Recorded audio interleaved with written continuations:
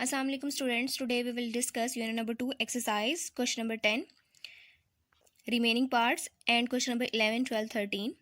Question number 10 part number 10 is write a program to calculate the distance covered by a car moving at an average speed of v meters per second in time t. The program should input average speed and time using input statement. You have developed the algorithm for the program in the exercise of the previous chapter. Students, हमने chapter number 1 में इसी problem के लिए एक algorithm लिखा था. अब हम सेम प्रॉब्लम के लिए एक प्रोग्राम लिखेंगे जिसमें हमारे पास इनपुट में आएंगी टू वैल्यूज़, स्पीड और टाइम की, और एट द एंड हम डिस्टेंस का फॉर्मूला यूज़ करते हुए डिस्टेंस कैलकुलेट करेंगे. S is equal to VT. First line number 10 CLS command use की है in order to clear the screen. Line number 20 input enter the value of V. ये prompt string है, ये screen पे as it is print होगी. Speed की value को हमने स्टोर किया है V वेरिएबल में. Next second input statement in line number 30 input enter the value of T. ये टाइम की वैल्यू है, ये प्रॉम्प्ट स्ट्रिंग है, एज इट इज प्रिंट होगी. टाइम की वैल्यू को हमने स्टोर कर दिया है T वेरिएबल में. नेक्स्ट फॉर्मूला है डिस्टेंस का, S is equal to V multiplied by T. Line number 50 में हम डिस्टेंस को प्रिंट करवाएंगे. प्रिंट कवर्ड डिस्टेंस इज, ये प्रॉम्प्ट स्ट्रिंग है, एज इट इज प्रिंट होगी, और यहाँ पे फिर S की वो डेटा वैल्यू प्रिंट होगी, और ये प्रोग्राम का एंड है. Part number 11 is give an example to explain the use of comma and semicolon with print statement.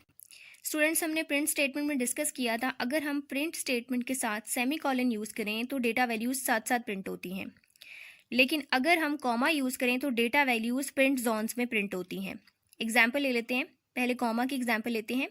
हमारे पास डेटा वैल्यूज़ हैं A equal to 5, B equal to 6 and C equal to A plus B.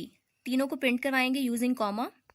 Print A comma B comma C, तीनों को comma से separate किया, ये and हो गया. जब इस प्रोग्राम को एग्जीक्यूट करेंगे हमारे पास आउटपुट इस फॉर्म में आएगी. 5 फर्स्ट प्रिंट जोन में प्रिंट होगा, फिर सेकंड प्रिंट जोन में 6 प्रिंट होगा, थर्ड प्रिंट जोन में 11 प्रिंट होगा, यानी इनके दरमियान स्पेस होगी.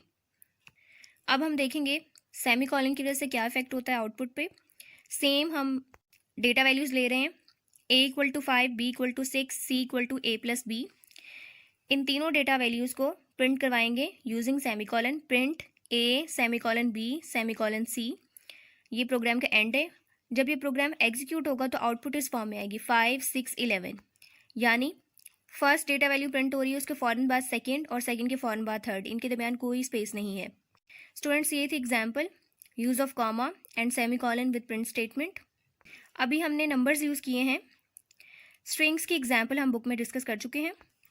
Question number 11 is write a program to calculate the volume of a cylinder.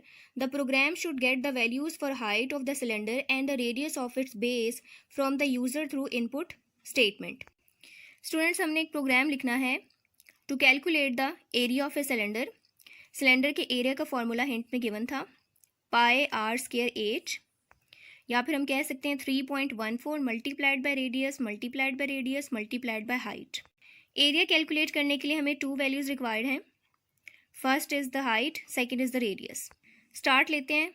Line number 10 input statement के साथ हाइट की वैल्यू एंटर करेंगे. Input enter height of the cylinder, this is prompt string. Height को store कर दिया है इस variable में, हाइट में. Next line number 20 input enter radius of cylinder. Radius of cylinder ये एक प्रॉम्प्ट स्ट्रिंग है, एज इट इज प्रिंट होगी. रेडियस को हमने स्टोर कर दिया है इस वेरिएबल में, रेडियस. एरिया का फॉर्मूला है एरिया इक्वल टू 3.14, ये पाई की वैल्यू है, multiplied by radius multiplied by radius multiplied by height. यहाँ पे हमने एस्ट्रिस्क यूज़ किया है इंस्टेड ऑफ मल्टीप्लिकेशन, क्योंकि हमने बेसिक अरिथमेटिक ऑपरेटर्स में डिस्कस किया था कि मल्टीप्लिकेशन को हम इस सिंबल से रिप्लेस करते हैं.